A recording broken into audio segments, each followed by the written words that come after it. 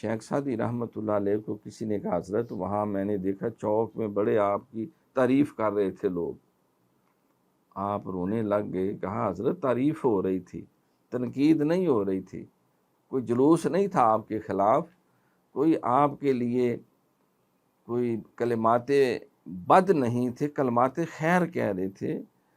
آپ پھر بھی روتے گئے. فرمایا کہ وہ جس چوک کا آپ ذکر کر رہے ہیں وہاں تو سارے کوچوان ٹائپ لوگ بیٹھتے ہیں، وہ تو جہلا کا ٹولہ وہاں بیٹھتا ہے. تو جہلا کی تعریف وہ میری تعریف اس لیے کر رہے ہوں گے، انہیں کوئی میرے اندر اپنی قدر مشترک نظر آئی ہوگی، کیونکہ جاہل تو اسی کی تعریف کرے گا جس میں وہ جہالت دیکھے گا. پتہ کرو کہ اللہ والے بھی میرا کوئی تعریف کر رہا ہے، کوئی اہل علم، اہل تقوی، اہل ورع نے بھی کوئی کلمہ خیر میرے لیے کہا ہے. وہ میرے لیے سند ہے، وہ میرے لیے اتھارٹی ہے.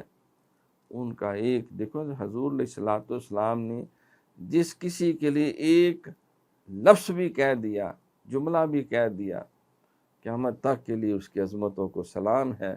اور جس کو رد کر دیا ساری دنیا کی لعنتیں اس کے اوپر وارد ہیں. سرکار نے ابو جہل کہا تو ابو الحکمت، وہ جہلوں کا باپ بن گیا. اللہ اکبر.